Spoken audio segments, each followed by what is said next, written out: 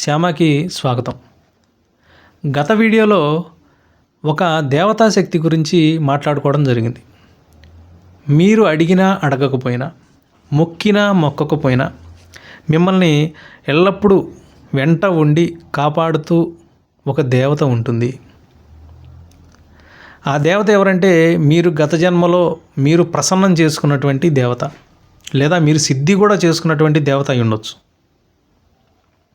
అయితే ఆ దేవత దశమహావిద్యల్లో ఒక దేవత అయితే మీ అంత అదృష్టవంతులు ఎవరూ లేరని చెప్పుకోవడం జరిగింది. అయితే ఆ దేవతని మీరు ఎలా తెలుసుకోవాలి అనే విషయం గురించి మాట్లాడుతూ మీ జాతక చక్రంలోనే ఆ దేవత గురించిన వివరాలు ఉంటాయి అని చెప్పడం జరిగింది. సాధారణంగా జాతక చక్రంలో ఈ దశమహావిద్యల గురించి అంటే మీరు ఏ నక్షత్రంలో పుట్టారో ఆ నక్షత్రంకి సంబంధించిన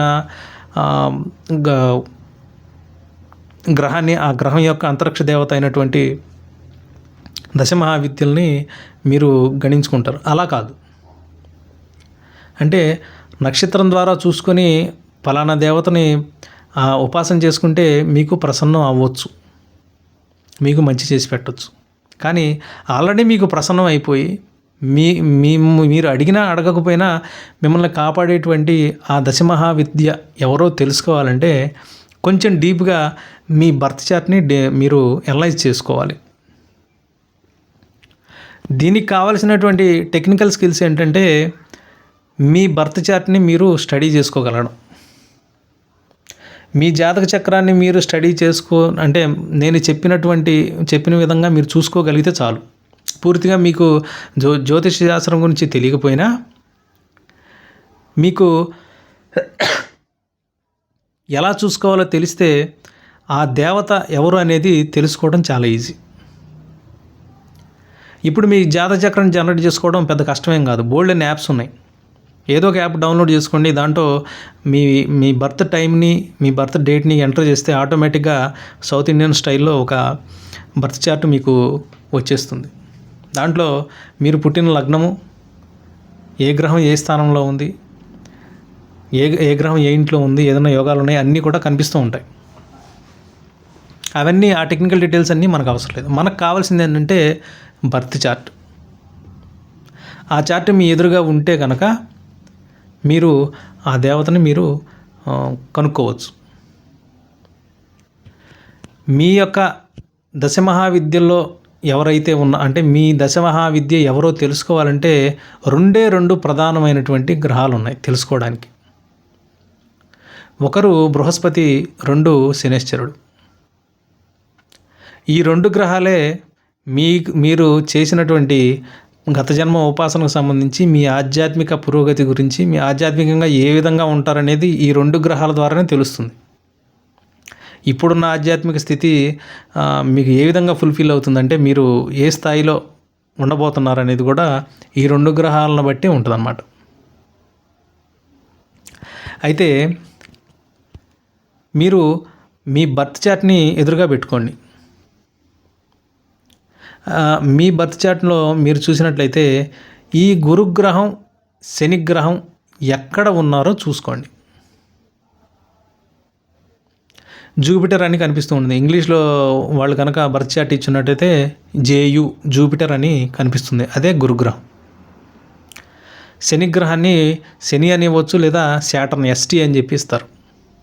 ఈ 2 గ్రహాలు ఎక్కడెక్కడ ఉన్నాయో మార్క్ చేసుకోండి.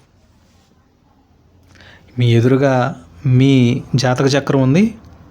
మీ జాతక చక్రంలో గురువు ఉన్న స్థానాన్ని మార్క్ చేసుకోండి, శనిగ్రహం ఉన్న స్థానాన్ని మార్క్ చేసుకోండి.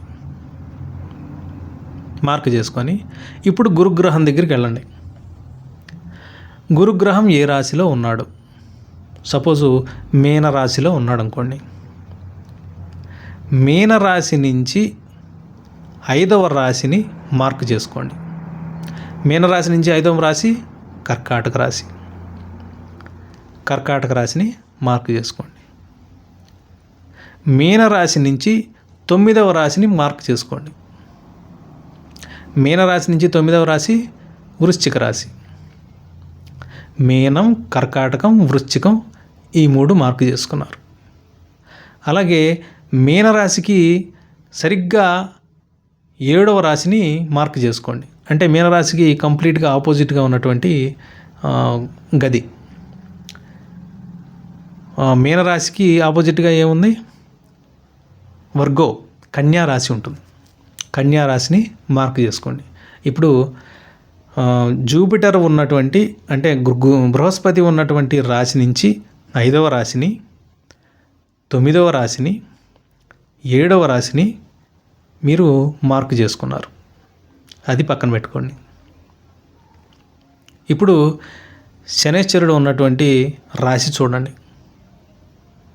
సపోజ్ శనైశ్చరుడు వృశ్చిక రాశిలో ఉన్నాడు. శనైశ్చరుడు ఉన్నటువంటి రాశిని మార్క్ చేసుకొని శనైశ్చరుడు ఉన్నటువంటి రాశి నుంచి 3వ రాశిని మార్క్ చేసుకోండి. అంటే వృశ్చికం, ధనుస్సు, మకర రాశిని మార్క్ చేసుకున్నారు. శనిగ్రహం ఉన్నటువంటి రాశి నుంచి 7వ రాశిని మార్క్ చేసుకోండి. అంటే వృషభ రాశి అవుతుంది. శనిగ్రహం ఉన్న రాశి నుంచి 10వ రాశిని మార్క్ చేసుకోండి. ఏమైంది? సింహరాశి అయింది. ఈ 3 రాశుల్ని మీరు మార్క్ చేసుకున్నారు. ఇప్పుడు మళ్ళీ రిపీట్ చేస్తున్నాం చూడండి. బృహస్పతి ఉన్న రాశి నుంచి 5వ రాశి, 7వ రాశి, 9వ రాశి మార్క్ చేసుకున్నారు. బృహస్పతి ఎక్కడుంది? ఒక మీనంలో ఉంటే కనుక కర్కాటక రాశి, కన్యా రాశి, వృశ్చిక రాశి, ఈ 3టిని మార్క్ చేసుకున్నాం. ఈ 3 కాకుండా మీనరాశి కూడా మార్క్ అయ్యి ఉంది ఆల్రెడీ, ఎందుకంటే అక్కడ బృహస్పతి ఉన్నాడు కాబట్టి.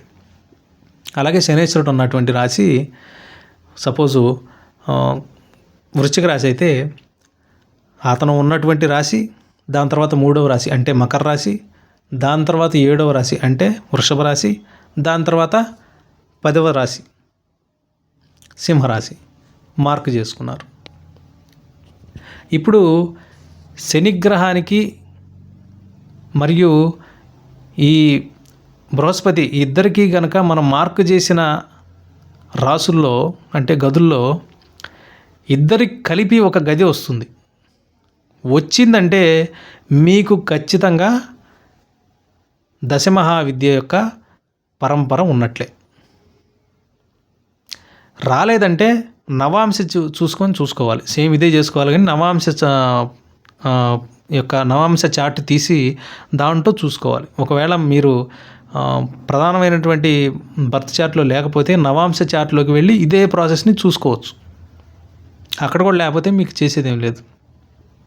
కానీ నవాంశలో కానీ మామూలు బర్త్ చార్ట్లో కానీ శనైశ్వరుడికి బృహస్పతికి ఇద్దరికి నేను చెప్పినటువంటి నెంబర్స్ మధ్యలో ఇద్దరికి కలిపి ఒక రాశి కనుక మార్క్ అయ్యి వచ్చిందంటే మీకు ఆల్రెడీ మీ వెనకాల దశమహావిద్య ఉన్నట్లే. అయితే నెక్స్ట్ వీడియోలో ఏ రాశి వస్తే ఏ దశమహావిద్య ఉన్నట్లు అనే విషయాన్ని చర్చించుకుందాం. ఎందుకంటే వీడియో ఫుల్ లెంత్ అవుతుంది, అప్లోడ్ చేయడానికి కూడా నాకు ఇబ్బంది అవుతుంది. కాబట్టి నెక్స్ట్ వీడియోలో తెలుసుకుందాం. మూడో పార్ట్లో ఏ రాశి అయితే అంటే బృహస్పతికి శనికి ఇద్దరికి మధ్య కామన్గా ఏ రాశి వచ్చిందో ఆ రాశి ఏది, ఆ రాశి ఎవరైతే మీ దశమహావిద్య ఎవరవుతారనేది నెక్స్ట్ వీడియోలో తెలుసుకుందాం.